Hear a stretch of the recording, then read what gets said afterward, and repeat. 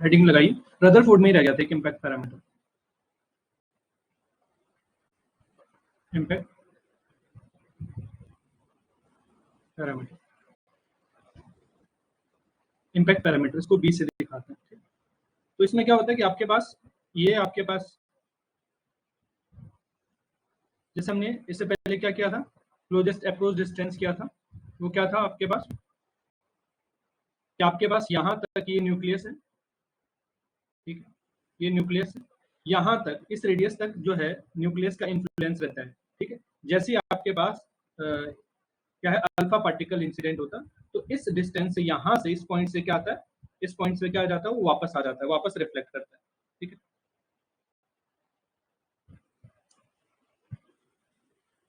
ठीक है,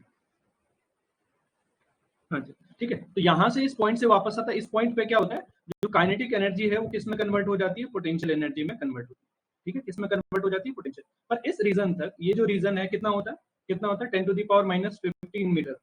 इस रीजन तक क्या है, न्यूक्लियस का इन्फ्लुएंस रहता है, ठीक है, न्यूक्लियस का इन्फ्लुएंस रहता है, यहाँ से वो अल्फा पार्टिकल को न्यूक्लियस वापस रिफ्लेक्ट कर देता है, क्योंकि इसके पास भी पॉजिटिव चार्ज है और इसके पास भी पॉजिटिव चार्ज है। तो इसको बोलते थे हम, क्या बोलते हैं, क्या है, एस्टिमेट ऑफ नेट, क्या बोलते हैं, मतलब करते क्या है इससे, इसको बोलते हैं क्लोजेस्ट अप्रोच डिस्टेंस। क्या बोल देते हैं इसको, closest approach distance, distance of closest approach, ठीक है। लेकिन इससे करते क्या है, इससे हमको अंदाजा लग जाता है कि न्यूक्लियस का साइज कैसा होगा। जैसे लिखा भी है, हेडिंग क्या है यहाँ पे लिखा हुआ, estimation of the size of nucleus. मतलब सोचो कि आपके पास ये कोई एक जो है, सपोज दैट यहाँ पे इतना सर्कल क्या है, न्यूक्लियस का बना हुआ, अल्फा पार्टिकल इंसिडेंट हुआ, कहाँ से वापस आ रहा है, उतना एरिया, उतना क्या पता चल रहा है कि इतना इसका न्यूक्लियस है, ठीक है। तो इससे न्यूक्लियस के साइज के बारे में पता चलता है, ठीक है। इसीलिए क्या है, डिस्टेंस ऑफ क्लोजेस्ट अप्रोच क्या है, हमारे पास आर निकालते हैं, इससे क्या पता चलता है, वो रेडियस पता चलता है, ठीक है। क्योंकि जहां से अल्फा पार्टिकल वापस आएगा, तो वो न्यूनतम ये जो डिस्टेंस है, ये जो एरिया हो गया, यहाँ तक न्यूक्लियस का इन्फ्लुएंस रहेगा, यानी वो पॉजिटिव चार्ज क्या रहेगा, यहाँ तक रहेगा। यहाँ के बाद क्या रहेगा, इस पॉइंट पे क्या होता है, अल्फा पार्टिकल गया, किसी काइनेटिक एनर्जी के साथ गया, इस पॉइंट पर काइनेटिक एनर्जी, हाँ क्लास, इसीलिए तो मैं मैसेज कर रहा हूँ, क्लास का नोटिफिकेशन नहीं आ रहा, ठीक है। तो क्या है, आपके पास इस पॉइंट पर काइनेटिक एनर्जी किस में बदल जाती है, अल्फा पार्टिकल की पोटेंशियल एनर्जी में।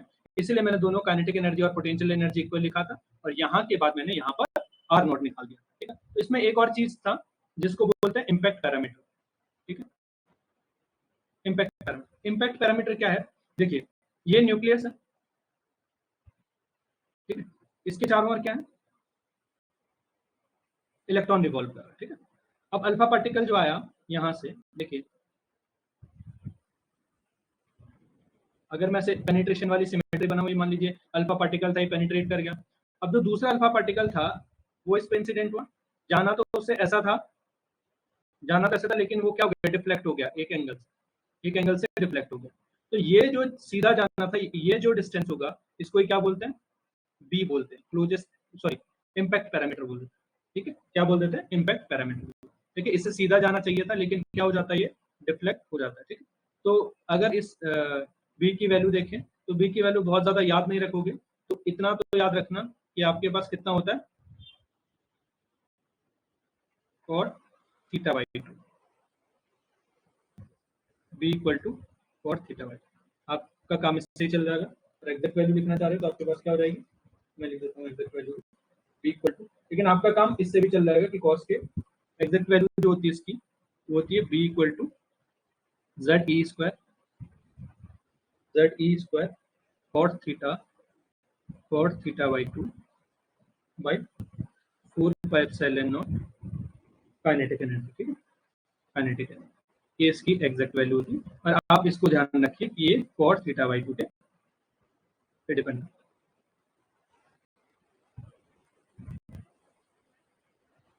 ठीक है, कॉट थीटा बाई टू पे डिपेंड करता है।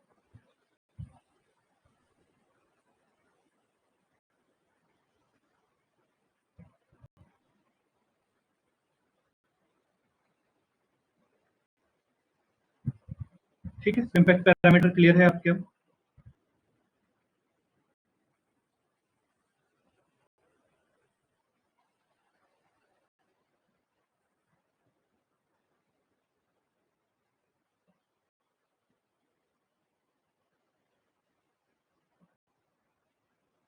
बीम क्यों डिफ्लेक्ट हुई, क्यों डिफ्लेक्ट होती 90 डिग्री के साथ, बताइए। हम्म?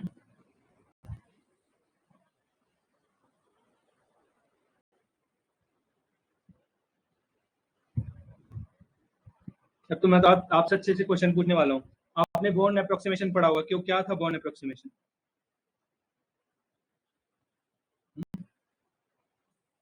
क्या था बॉर्न अप्रोक्सीमेशन, क्या कहता है आपके पास?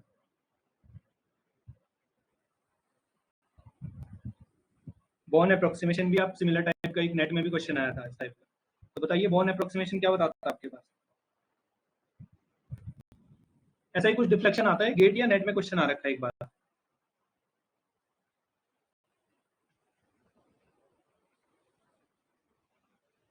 याद है?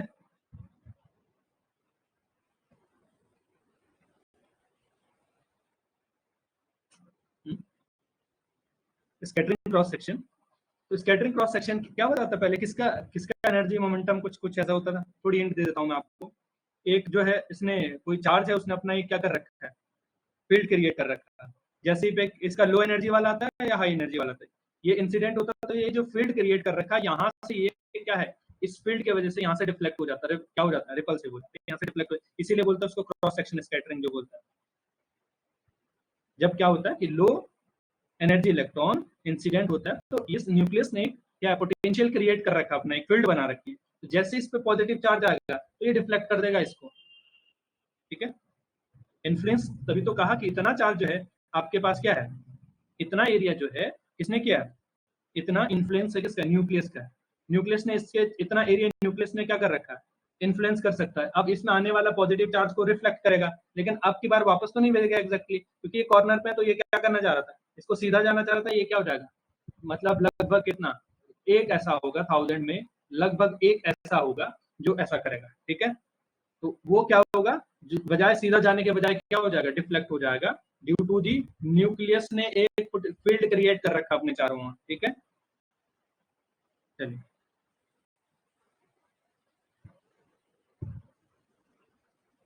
बताओ इस क्वेश्चन का आंसर बताओ मुझे, देखा आप लोगों को क्वेश्चन?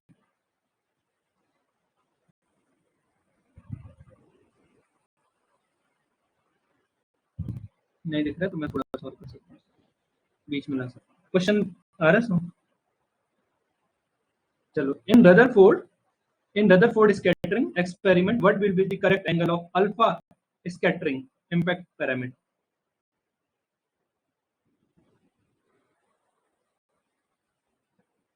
चलिए बताइए।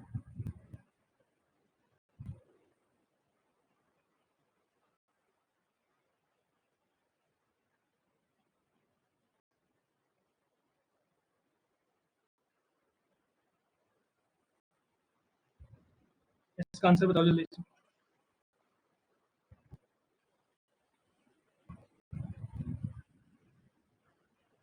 180, और किसी का?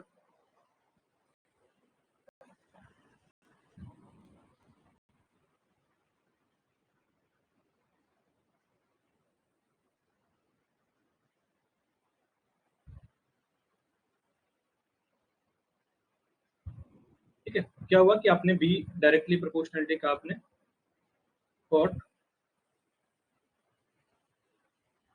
थीटा बाई 2, आपको इसकी वैल्यू 0, तो कॉट थीटा बाई 2, कॉट की वैल्यू 0 किस पे होती है, क्योंकि कॉट क्या होता है, कॉट होता है कॉस थीटा अपॉन,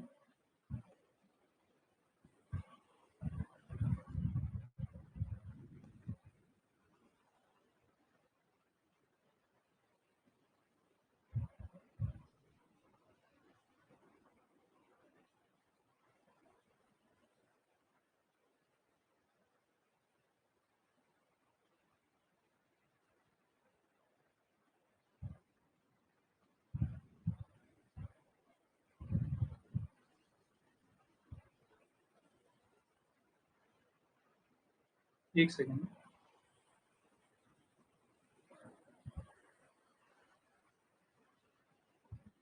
तो यहाँ से क्या हो जाएगा आपके पास, बी इक्वल टू कितना हुआ,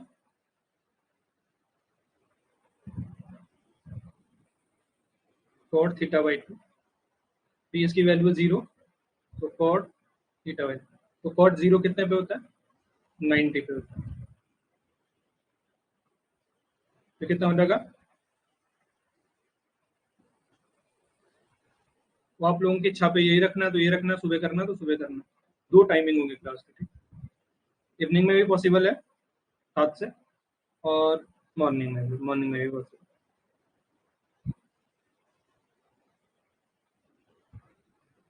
दिन को 180 है करेक्ट ऑप्शन।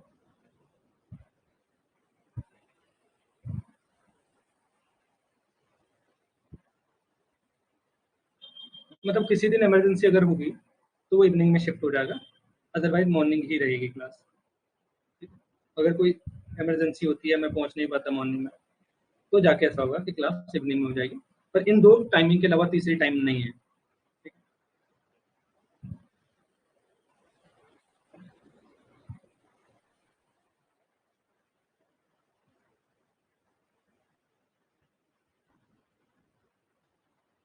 चलिए, ये हो गया था आपके पास, कोर मॉडल हमने पढ़ लिया था।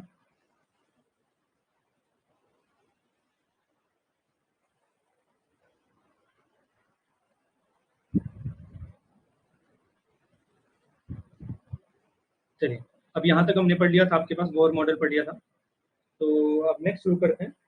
वेलोसिटी हमने निकाल दी थी, तो दो चीजें बता दी थी हमने आपके पास, बोर रेडियस बता दी थी, रेडियस ऑफ स्टेशनरी, ठीक है। रेडियस किसकी थी आपके पास, जो आपके पास स्टेशनरी स्टेट थी, यानी पूरा हमने मैथमेटिकल देख लिया था,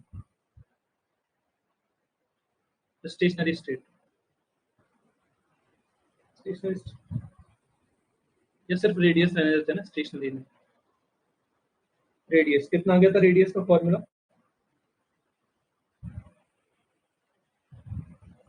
रेडियस का फॉर्मूला आ गया था आपके पास, आर, आर इक्वल टू कितना, एप्सिलॉन स्क्वायर एन स्क्वायर,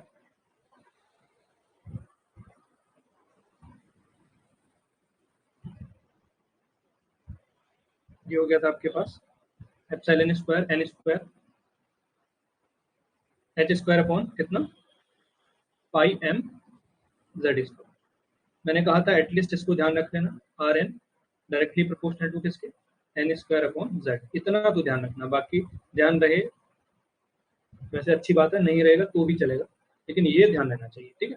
अब क्या हो जाएगा यहाँ से, अगर मैं हाइड्रोजन एटम की बात करता हूँ, ठीक है, किसकी बात करता हूँ, हाइड्रोजन एटम की बात करता हूँ, तो अगर मैं इन सब की वैल्यू रख देता हूँ, ठीक है, अगर मैं इन सब की वैल्यू रख देता हूँ, क्या क्या वैल्यू होती है इनकी, एप्सिलॉन की वैल्यू कितनी होती है 8.85 10⁻⁻12, और दूसरा आपके पास पाई है, पाई की वैल्यू तो 3.14 सब जानते हैं, एम है मास ऑफ इलेक्ट्रॉन है, कितना हो जाएगा 9.1 10⁻−31 kg, और ई है इलेक्ट्रॉन, तो ये कितना हो जाएगा 1.6,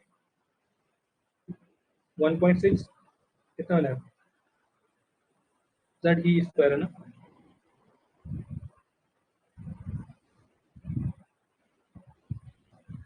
ई कितना हो जाएगा 1.6 10⁻−9। अगर इन सबको वैल्यू को पुट करेंगे ऊपर, तो ये आ जाएगा R N equal to 0.53 N square by Z angstrom, ठीक है। और अगर हाइड्रोजन एटम की बात की जाए, अगर मैं कहूँ कि इफ एन की वैल्यू 1 रख दी जाए, एन जेड हाइड्रोजन एटम बोला गया, हाइड्रोजन एटम, तो हाइड्रोजन एटम का जो एटॉमिक नंबर है वो 1 है, तो ये 1 है, तो यहाँ पर जो है आर 1 आ जाएगा, ये कितना आ जाएगा 0.53 एंगस्ट्रॉम, क्या बोलेंगे इसको 0.53 एंगस्ट्रॉम, और इसी को बोला जाता है बोहर रेडियस, क्या बोला जाता है बोहर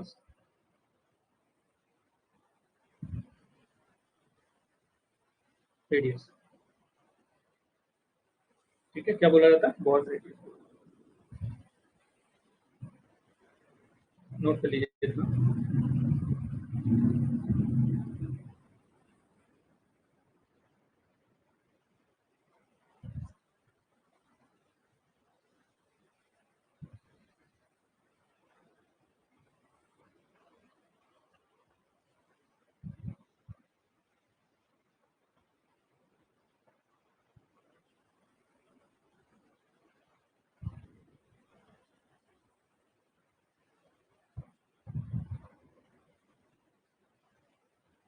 एन क्या है? चलिए बताते हैं आपको एन क्या।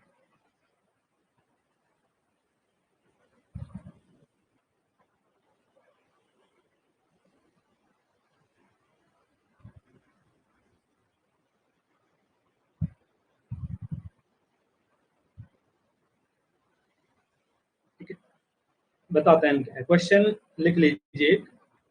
Four hydrogen atom,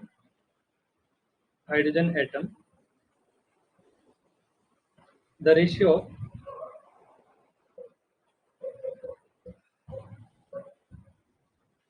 of R1 R2 R3। बताओ आंसर, बताओ इसका सीधा। एन है number of different state, first state की बात कर रहे हैं। फर्स्ट इसको बोलते हैं फर्स्ट, जो फर्स्ट ऑर्बिट होगी ना, जैसे एन की वैल्यू 1 रखा, तो ये है न्यूक्लियस, तो न्यूक्लियस के चारों ओर क्या इलेक्ट्रॉन रिवॉल्व, तो ये फर्स्ट है, n = 1, n = 2, principal quantum number. जो क्या डिपेंड बताता आपके पास, एटॉमिक ऑर्बिट की साइज को बताता है। फर्स्ट स्टेट का है तो उसी को बोर रेडियस बोला गया, इसको बोला जाता है बोर रेडियस फर्स्ट, जब n = 1 होता है, फर्स्ट ऑर्बिट। ठीक है, एन का मतलब है फर्स्ट ऑर्बिट, n1 का मतलब फर्स्ट ऑर्बिट। ठीक है, फर्स्ट ऑर्बिट।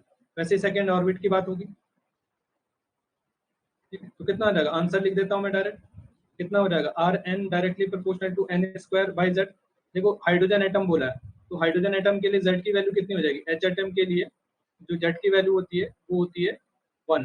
तो अब देखो n की वैल्यू यहाँ पर कितनी है, 1 2 और 3 दे रखी, तो कितना हो जाएगा, 1 का स्क्वायर इंटू 2 का स्क्वायर, क्योंकि जेड 1 1 है सबके लिए, इंटू 3 स्क्वायर, तो कितना हो जाएगा, 1:4:9।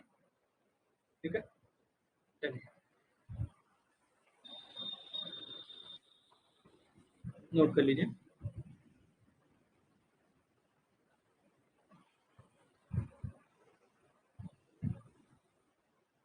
तो चलिए नेक्स्ट था वेलोसिटी ना, नेक्स्ट था, नेक्स्ट था आपके पास velocity of stationery orbit.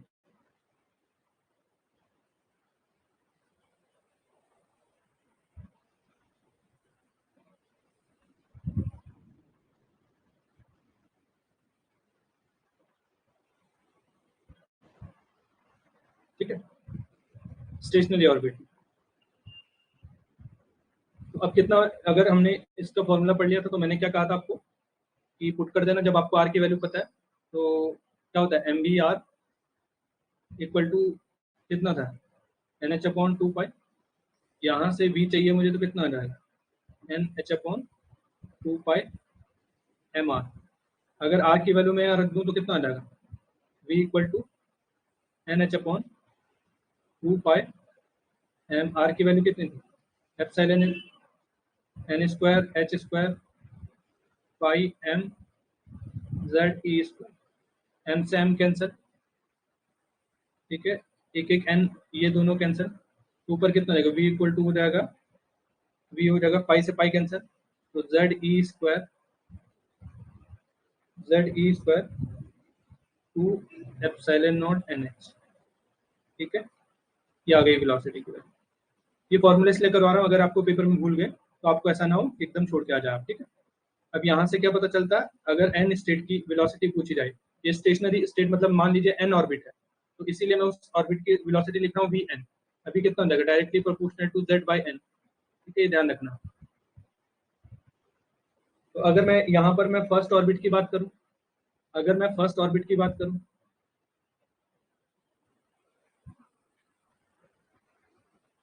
n की वैल्यू कितनी हो जाएगी फर्स्ट ऑर्बिट की। और अगर हाइड्रोजन एटम बोला है मैंने, तो हाइड्रोजन एटम के लिए कितना हो जाएगा, Z1, किसके लिए 1, और H एटम, हाइड्रोजन एटम के। अब क्या हो जाएगा आपके पास, यहाँ पर जो V है वो आपके पास आ जाएगा, V कितना हो जाएगा, फर्स्ट बोला तो V1, और ये सब वैल्यू रख देंगे हम, तो कितना हो जाएगा आपके पास, याद आता है 2.2 10⁶ मीटर पर सेकेंड। ये आ जाती फर्स्ट ऑर्बिट में। अगर कोई इलेक्ट्रॉन रिवॉल्व कर रहा है, तो कितनी स्पीड से कर रहा है, 2.2 10⁶ मीटर पर सेकेंड की स्पीड से, अगर कोई फर्स्ट ऑर्बिट में रिवॉल्व कर रहा है कोई इलेक्ट्रॉन।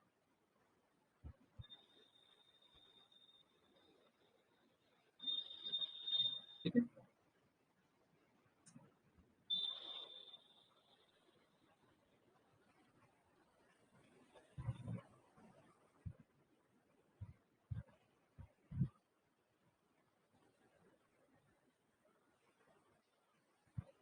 ठीक है, चलिए हो गया होगा इतना। तो नेक्स्ट कर लेते हैं। अब अगर आपके पास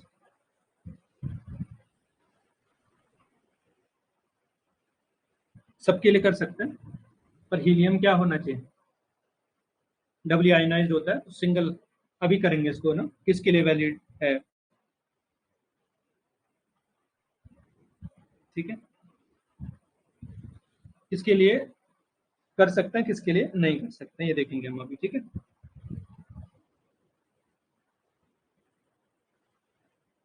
तो अब अगर क्या है, V1/C इक्वल टू कितना, अगर मैं इसको डिवाइड करूं तो ऑलरेडी V1 कितना था हमारे पास, 2.2 10⁶ मीटर पर सेकेंड। ठीक है, 3 इंटू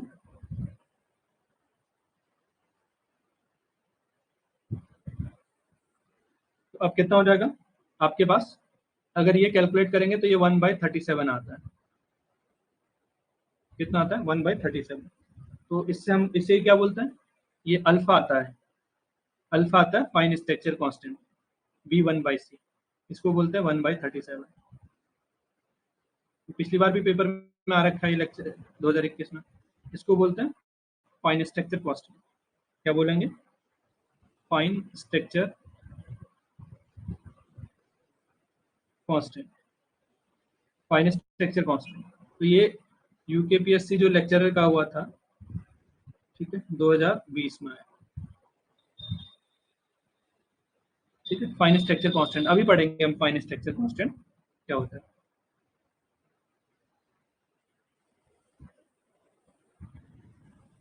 फाइन स्ट्रक्चर,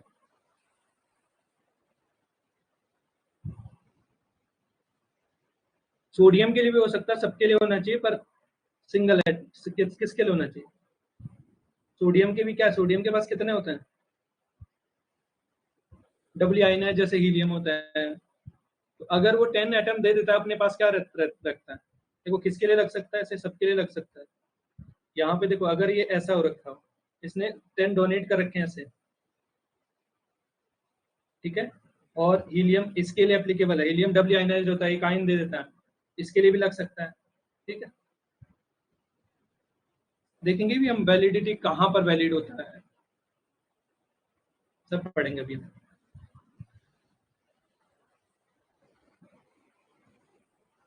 चलिए, ये हो गया, नोट कर लिया होगा।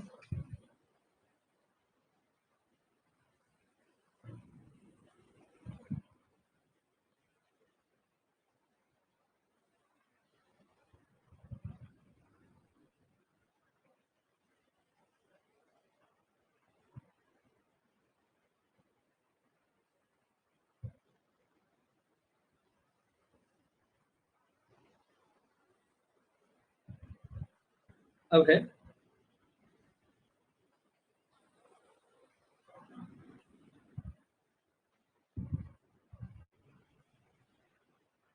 Energy of electron, energy of electron,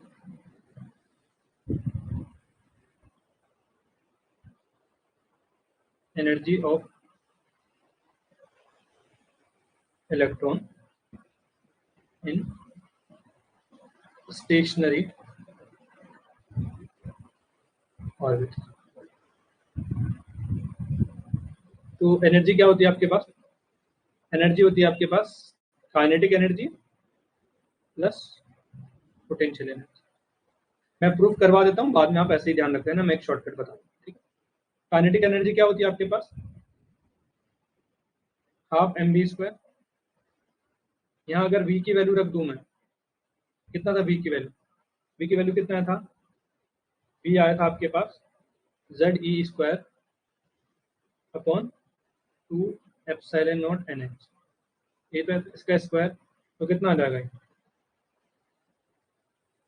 1/m z square ई की पावर 4 बाय 4 दूना 8 हो जाएगा, 8 epsilon square N square H square. ठीक है, ये आ गई काइनेटिक। वैसे ही पोटेंशियल एनर्जी कितनी हो जाएगी, पोटेंशियल एनर्जी क्या होती है आपके पास, -1/4 pi epsilon not Q1 into Q2 आएगा ना, Q1 इंटू Q2 यानी Q1 की वैल्यू E है, Q2 की वैल्यू, न्यूक्लियस के पास क्या चार्ज है, Ze चार्ज है। यही तो है कि ये न्यूक्लियस है, इसके पास चार्ज है Ze, इलेक्ट्रॉन कहाँ रिवॉल्व कर रहा है, यहाँ रिवॉल्व कर रहा है, तो ये इलेक्ट्रॉन, तो एक चार्ज ये हो गया, तो कितना लिख दूं मैं, Ze स्क्वायर लिख दूं, नीचे कितना आ जाएगा आपके पास आर स्क्वायर, तो आर सॉरी आर, आर की जगह कितनी है, आर की वैल्यू रखें, आर आता है, इस आर की वैल्यू रखेंगे तो कितने आ जाएगी आपके पास 1/4 pi epsilon naught Ze square upon R की जगह कितना आ जाएगा epsilon square, sorry epsilon N square H square upon कितना pi M Z E square, तो ये कितना हो जाएगा, ये ऊपर चले जाएगा, पाई से पाई कैंसिल हो जाएगा, पोटेंशियल जो एनर्जी हो जाएगी आपके पास, ठीक है, वो हो जाएगी -m जेड स्क्वायर ई की पावर 4, देखिए कितना 4 ही होगा यहाँ पर, 4 एप्सिलॉन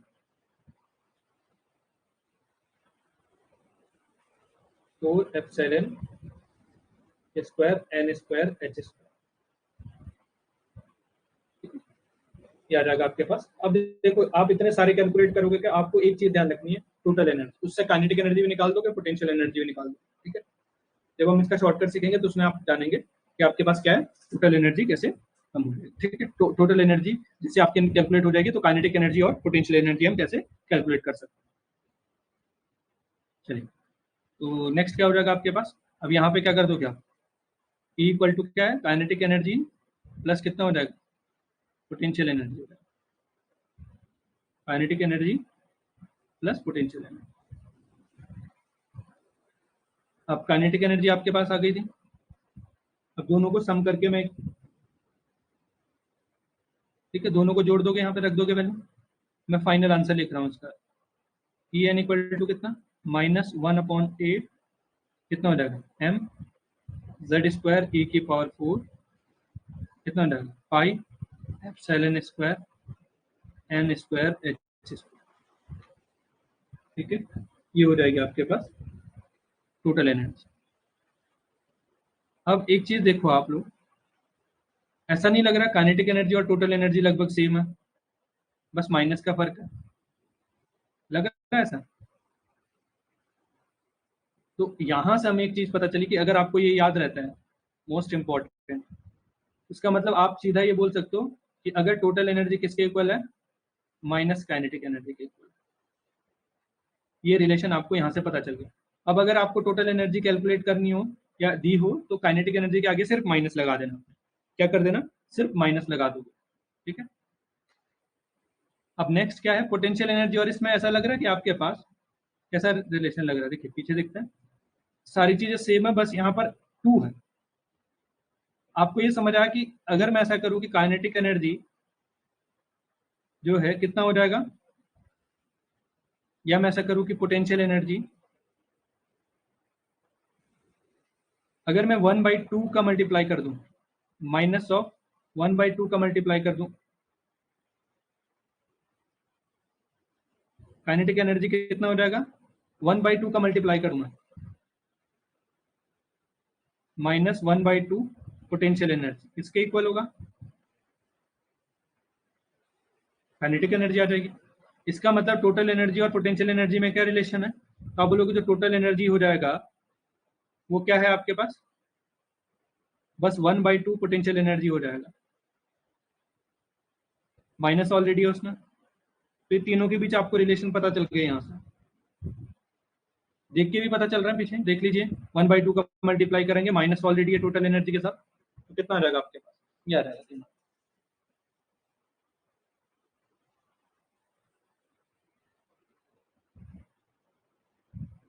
इनके बेस पे क्वेश्चन भी आते हैं, क्वेश्चन में करवा लेता हूँ ये।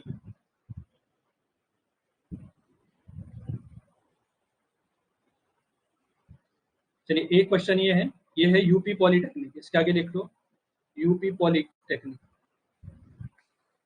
2021।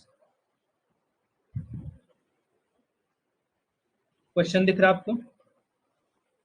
थोड़ा और बड़ा कर सकता हूँ क्वेश्चन।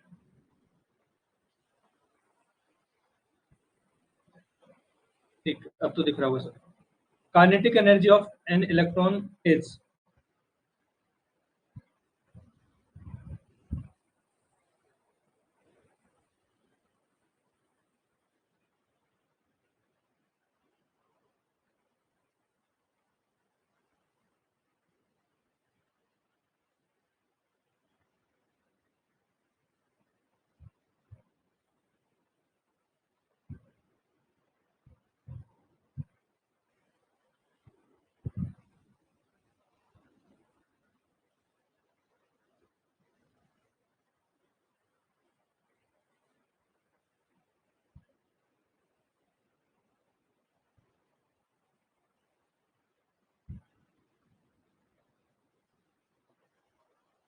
सबका ये ऑप्शन आ रहा है, बाकी लोगों का क्यों नहीं आ रहा है? सब मैसेज क्यों नहीं कर रहे हैं? तो काइनेटिक एनर्जी अभी तो बताया था हाफ ऑफ पोटेंशियल एनर्जी। अब आप बोलोगे माइनस है, तो मैग्नेटिक उर्दू कहीं माइनस तो और तो नहीं दिख रहा ना, माइनस दे रखा है। तो कितना 1/2 पोटेंशियल एनर्जी।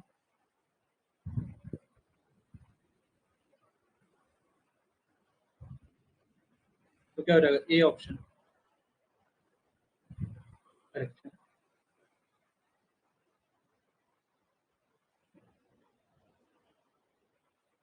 चलिए इस क्वेश्चन को करिए आप लोग।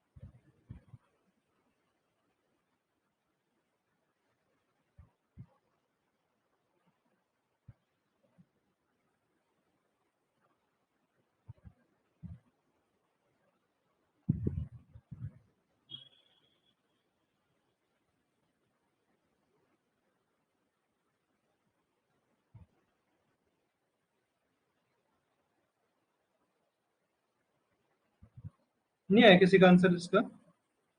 मैं बता देता हूँ। क्या कह रखे हैं, टोटल एनर्जी तो दे रखी है आपके पास कितनी, -3.4 इलेक्ट्रॉन वोल्ट। अब आपको पता पोटेंशियल एनर्जी और इसमें क्या रिलेशन आता है? पोटेंशियल एनर्जी पूछा आपसे, पोटेंशियल एनर्जी तो सिर्फ इसकी आधी होती है। पोटेंशियल एनर्जी दुगनी हो जाएगी किसकी? क्योंकि टोटल एनर्जी जो है 1/2 पोटेंशियल एनर्जी होती है। तो यहाँ से जो पोटेंशियल एनर्जी चाहिए होगी तो कितनी आ जाएगी? दोगुना आ जाएगा, twice into energy, total energy. Potential energy किसके इक्वल हो जाएगी? ट्वाइस इंटू 3.14, वो भी माइनस के, ठीक है। तो कितना हो जाएगा? 4×2 = 8, 3×2 = 6, माइनस के। तो इलेक्ट्रॉन वोल्ट। वैसे ही काइनेटिक एनर्जी क्या होती है? माइनस ऑफ पोटेंशियल एनर्जी होती है। तो ये कितना हो जाएगा? प्लस कितना हो जाएगा? प्लस के 3.4 हो जाएगा, 3.4, क्योंकि ये तो ऑलरेडी माइनस में। तो किस ऑप्शन में दिख रहा है आपको? तो कोई ऑप्शन दिख रहा है? Option B is the correct answer. तो आसान क्वेश्चन तो था।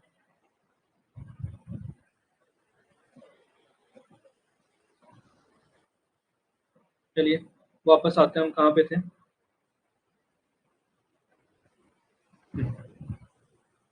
तो अब जो आपके पास टोटल एनर्जी का फॉर्मूला है, क्या था टोटल एनर्जी का फॉर्मूला?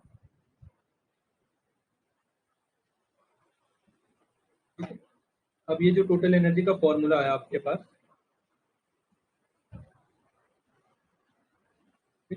वो कितना आ जाएगा आपके पास? ई एन इक्वल टू कितना था? -1/8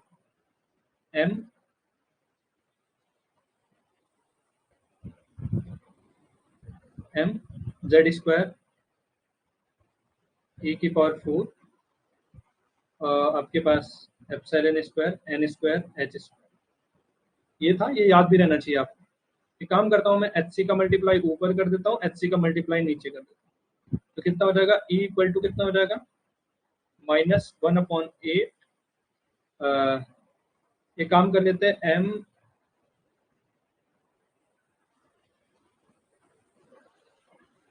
ई की पावर, सॉरी, e⁴, और इधर कर लेता हूँ मैं, कितना हो जाएगा? ε² ऑलरेडी, एन को मैं अलग रख देता हूँ, इधर आ जाएगा HQC। ऊपर क्या बचा आपके पास? मैंने z इधर लेके आया था, ZHC, और इधर से क्या लेके आया? n²। ये तो क्या, HC का मल्टीप्लाई ऊपर किया, HC का नीचे। अब ये जो टर्म आता है ये वाला, इसको बोलते हैं रिडवर्क कांस्टेंट, -r, और इसको कई बार r इन्फिनिटी भी रहता है, ठीक है, r इन्फिनिटी, या मैं r ले रहा हूँ। अब रीजन क्या है r इन्फिनिटी? यू ही नहीं बताएंगे क्या रीजन है r इन्फिनिटी और r लेने के?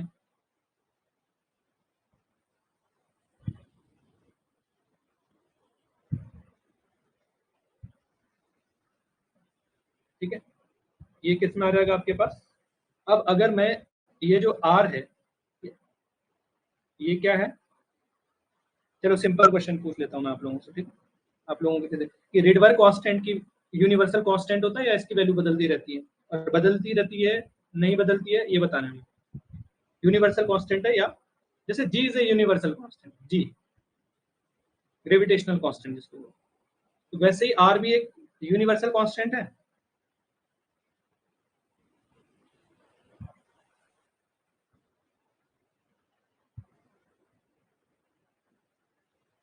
रिडवर्क, जिसकी वैल्यू कितनी होती है? Universal fix.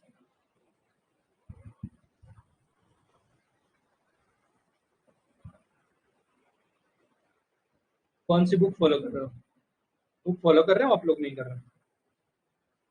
वैसे तो मैं जो पढ़ा रहा हूँ बहुत सफिशिएंट है। कोई कौन कौन बुक फॉलो कर रहे हैं? नॉट फिक्स, वाई, क्यों? फिर मैं ये वैल्यू कब लिख पा रहा हूँ? एक कांस्टेंट डिफाइन कर रहा हूँ मैं, रिडवर्क कांस्टेंट कह रहा हूँ, फिर मैं वैल्यू भी लिख रहा हूँ एक, तो ये कब होगी और क्यों?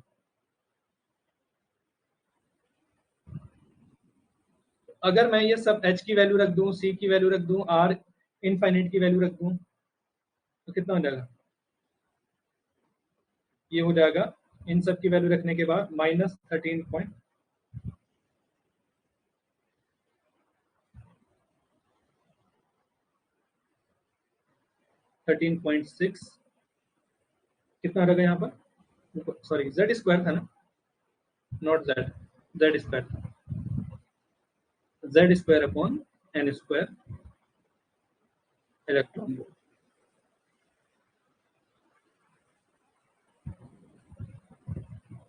ठीक है।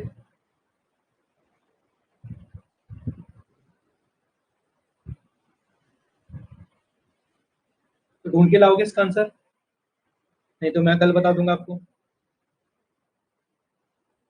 इतना मैं बता देता हूँ, फिक्स नहीं होती, और फिक्स हम रख रहे हैं तो क्यों रख रहे हैं, रीजन उसके पीछे बताना, ठीक है।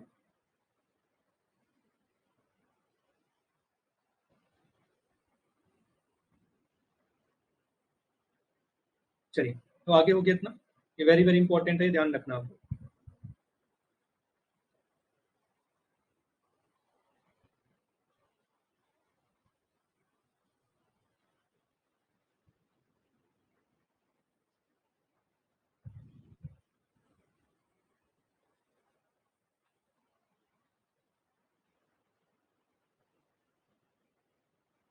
तो अब क्या हो जाएगा आपके पास? अगर हाइड्रोजन एटम और एच,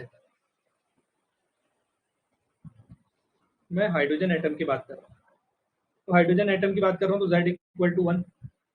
तो हाइड्रोजन एटम देखिए, अगर मैं इस फॉर्मूले, जो आपके पास एनर्जी का फॉर्मूला कितना है, -13.6 Z square upon N square, Z square upon N square electron volt.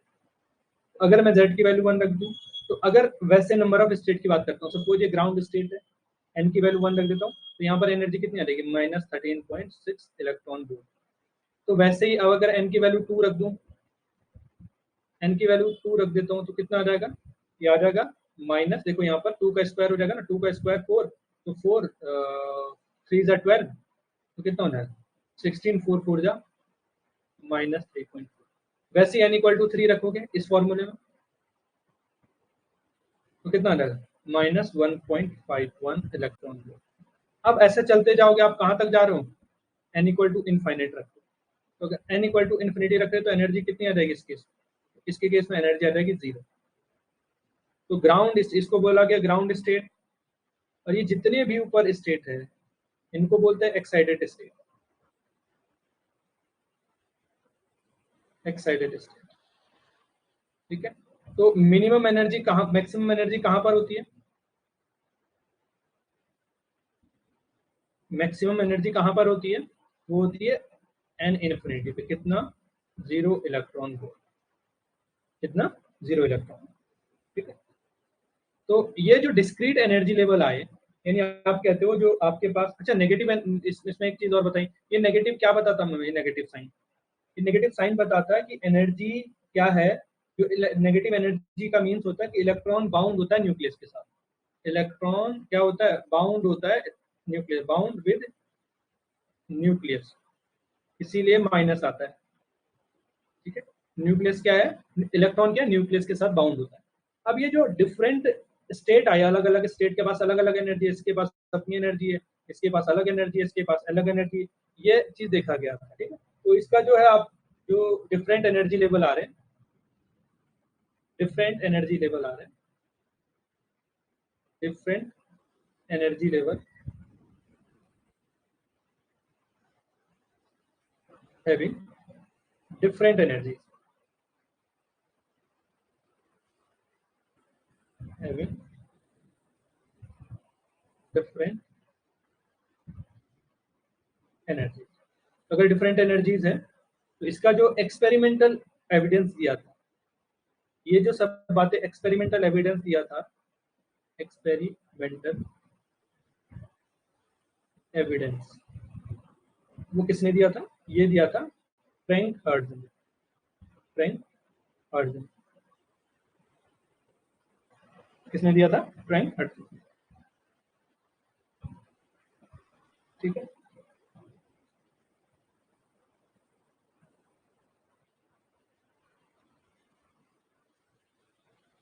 Franck Hertz ने दिया। ठीक है,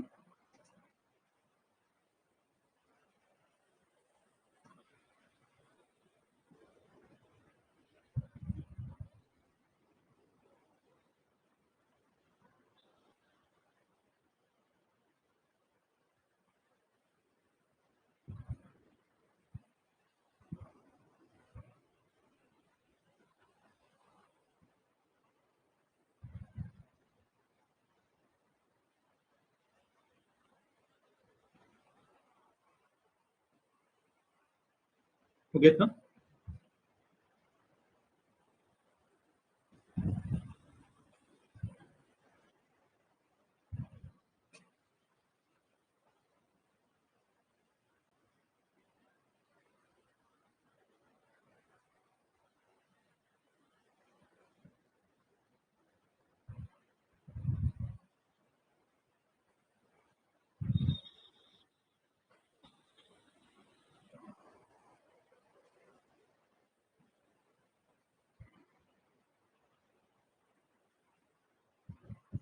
हाँ, एन इक्वल टू तो इन्फिनिटी है, ये गेट का क्वेश्चन है, तो गेट 2018 के क्वेश्चन है।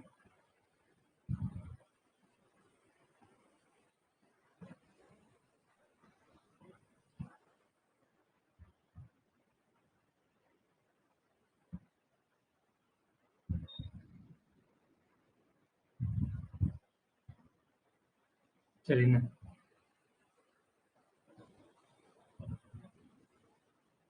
ठीक है। तो नेक्स्ट क्या है आपके पास? नेक्स्ट है the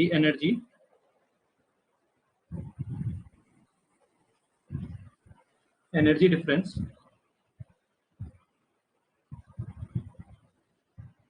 between higher energy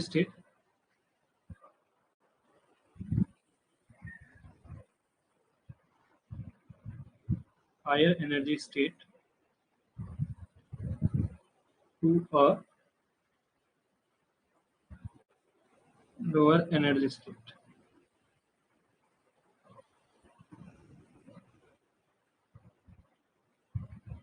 higher energy state to lower energy state.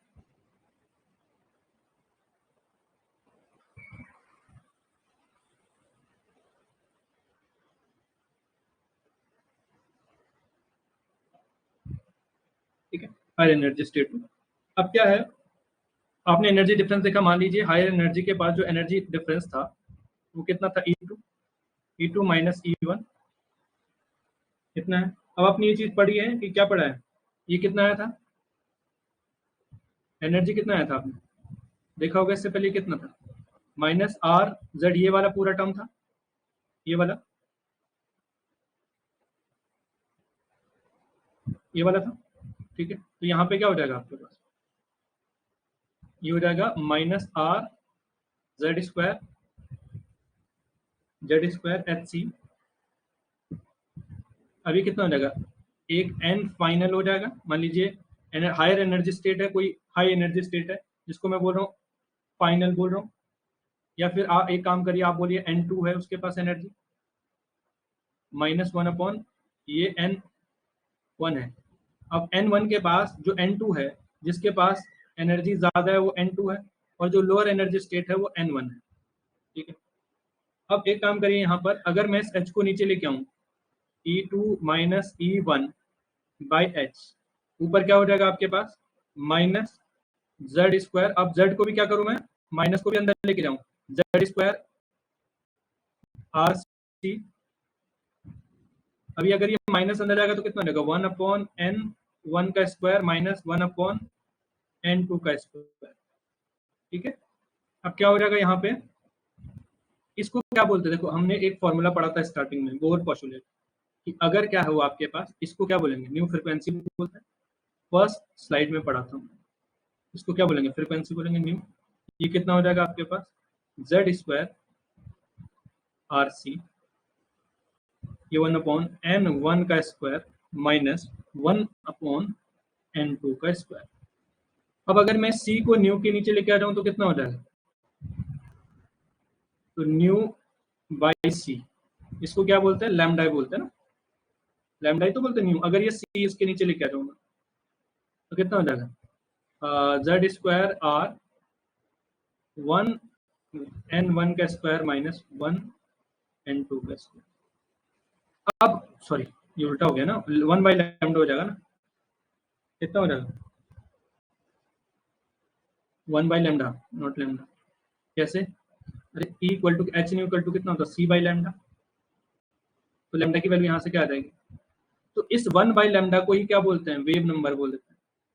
1/लैम्डा कितना हो जाएगा, Z² 1 इनिशियल 1/N1², 1/N2²। ठीक है, हमेशा N1 और N2 नहीं लेने हैं, ये कब है, एक हायर एनर्जी स्टेट है, दूसरा लोअर एनर्जी स्टेट है, तो N1 और N1 मैंने सुविधा के लिए माने, N1 और N2 मैंने सुविधा के लिए माना, मोस्ट इंपोर्टेंट फॉर्मूला। अब अगर मैं इसको हाइड्रोजन एटम के लिए बात करूंगा, 4 हाइड्रोजन एटम, नेक्स्ट पेज में देखूंगा, 4 हाइड्रोजन एटम,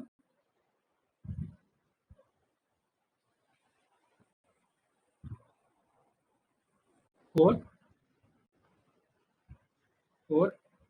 हाइड्रोजन एटम। अगर हाइड्रोजन एटम होगा तो Z की वैल्यू कितनी हो जाएगी, 1 हो जाएगी। तो यहाँ पर कितना हो जाएगा, वेव नंबर, ये क्या है, वेव नंबर। ये इससे पहले लेक्चर में तो ये क्वेश्चन ही आ रखा है कि वेव नंबर क्या होता है, 1/लैम्डा। ये लेक्चर 2018 में आ रखा है ये क्वेश्चन। तो कितना हो जाएगा R 1 N1 और N2 का होल स्क्वायर। ठीक है, तो ये वेव नंबर है। वेव नंबर क्या होता है 1/λ। ये क्वेश्चन आ रखा है इतना इतना, ये वेव नंबर वाला। तो बहुत बेसिक भी पूछा जा सकता है कि ये 1/λ होता है। ये है आपके पास लेक्चर 2018 का ये। ठीक है, तो हाइड्रोजन एटम के लिए इतना हो जाएगा। ठीक है,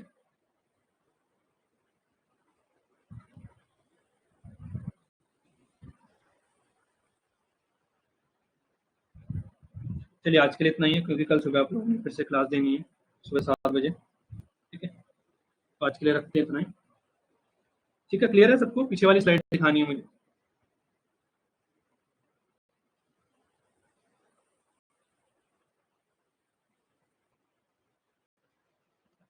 आराम आराम से पढ़ेंगे लेक्चर का पेपर अपना आराम से है। ठीक है,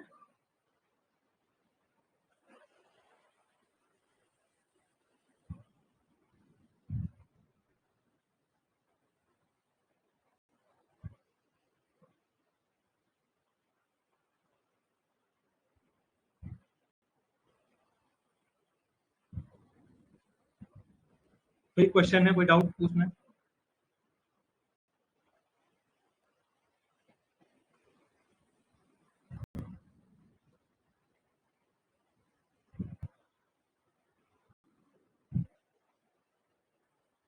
सपना का कोई और क्वेश्चन है?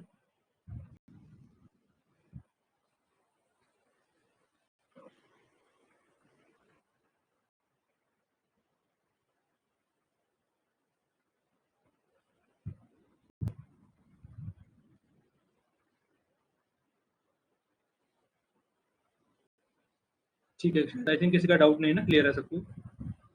चलिए, थैंक यू सब लोगों का।